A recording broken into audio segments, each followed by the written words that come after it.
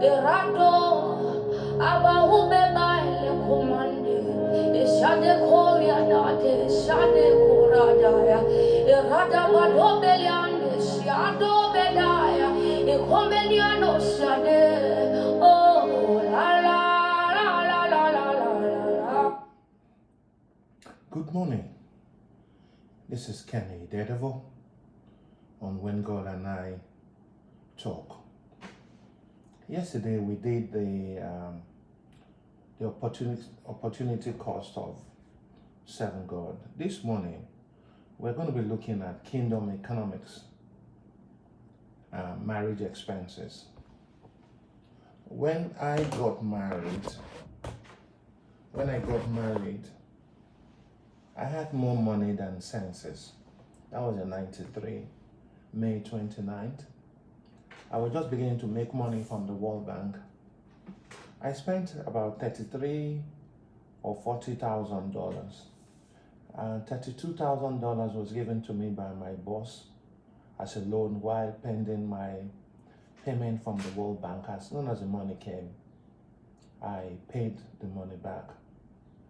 But I had 5 cars, life was good.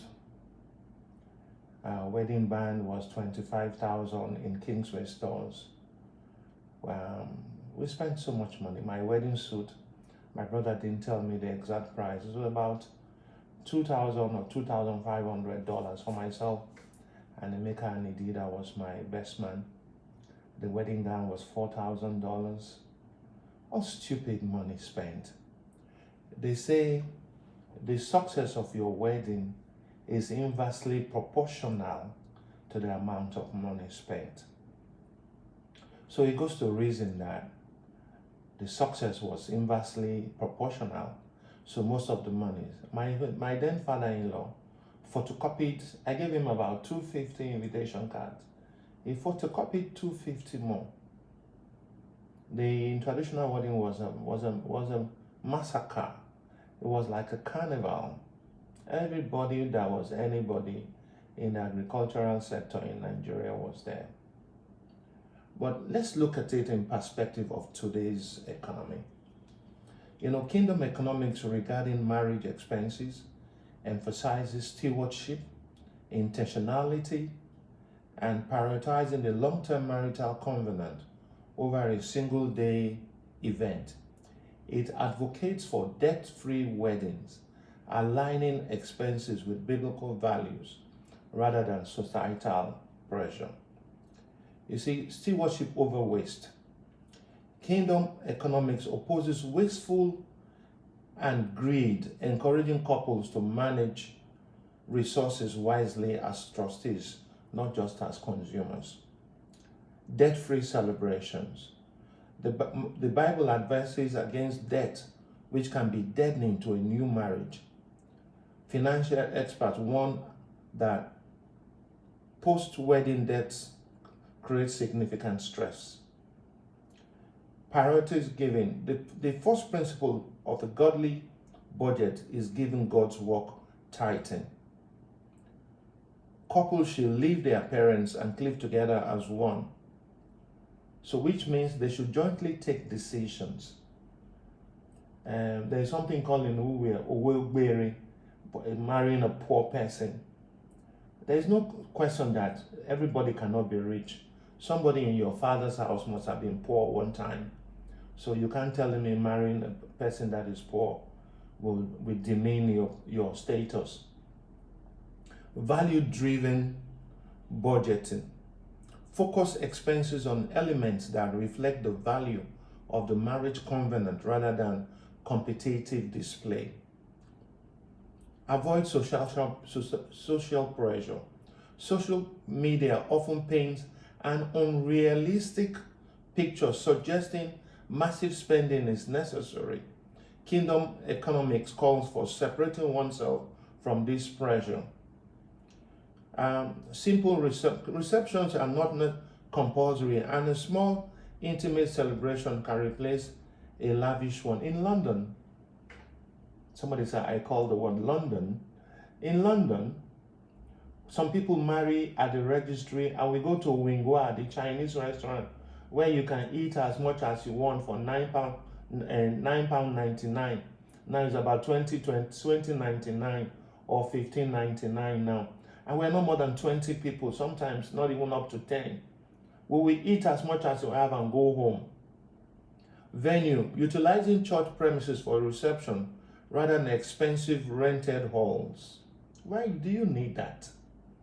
When I go tomorrow, I'm gonna go kill on for house. Prioritizing wedding ceremony and vows over excessive decoration, catering, and attire. Allow friends and family to contribute talent, such as photography or planning, rather than hiring expensive vendor. When normally marry, now my first scene now, the one when get sense past anybody. Young man, he carried my my Minolta camera and he refused to take the iPad, made enough for Tiffany. And he did a complete, if you see the photography, man when he not get money, get sense. He budget according to his pocket. When I asked him, how did you do it? He said, when you have nobody, you have to learn and lean on yourselves, you and your partner, with a realistic partner, not a stupid one that will say, I won't marry twice. I want my friend to see me enjoying and doing this and doing that. It's just buncombe, you know. And then he says, allow friends and family contribute their photographic skills. Start small and grow later. Financial stability often comes after marriage. Couples are encouraged to start with what they have and build well together rather than waiting for immense wealth before marrying. You're waiting for Surulere or Launchogo. Surulere that you must have patience, which is ideal, but the man might dump you after marriage. And again, you see, Olaunchogo is the place in Mushi that God has done everything. When I married, God had done everything. I had 5 cars with my company name on it. I was living large. My brother was the one helping me spend money. Because I had the foresight to start a company to do procurement for the World Bank. What I was doing in agriculture was chemicals, but I had another aspect which allowed me procure sundry goods. You see, my people perish for lack of knowledge and vision. So, avoiding wedding-only finances. Many couples make the mistake of exhausting their finances on their wedding, leaving nothing for the marriage itself. They live for now. Tomorrow will take care of itself. Now lie you. Tomorrow they look you. The focus. That one when I talk to Pastor Kingsley or Tokamo, they don't leave anything for the marriage itself. They don't spend everything for party finish. The focus should be on building a strong, united team that can withstand economic hardship and advance the kingdom of God. Takeaway: kingdom marriage economics involves planning for a successful marriage, not just for a successful wedding day. See, there are 3 marital problems we have: poor communication, financial stress, and intimacy issues. When you marry somebody and then you discover that love is blind, but marriage is an eye opener, you go open your eye well. So what is the difference between marriage and bride price?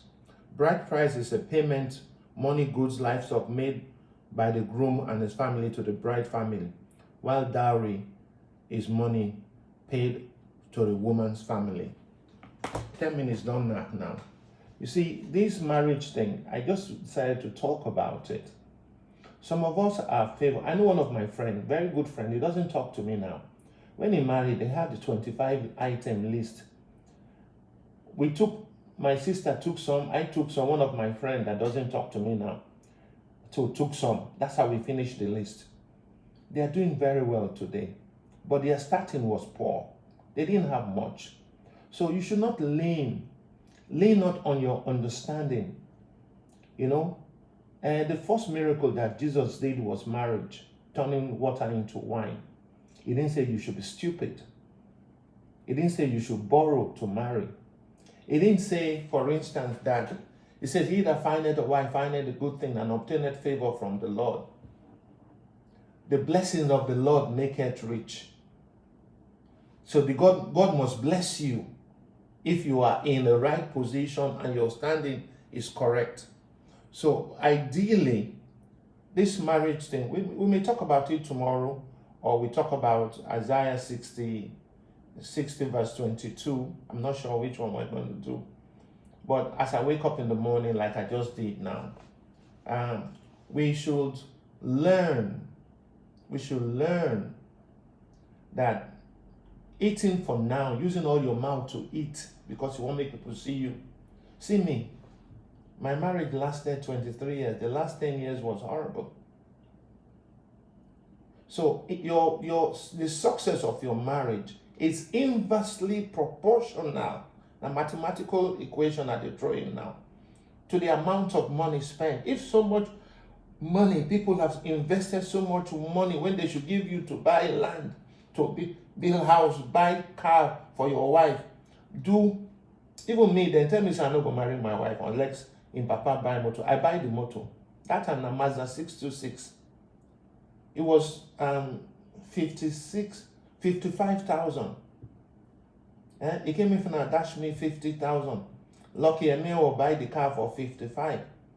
And one day, you know what, when she did Uniben, she put water for wedding, they put oil. They say the oil no gauge. I've been at the brake fluid. It turned water inside because these things are whimsical. So this wedding thing we talk about, let's all be intentional. Let's not waste our money. Let's not turn wedding to a bazaar. This is Kenny Idedevbo on When God and I Talk Extraordinary, touching on dangerous grounds.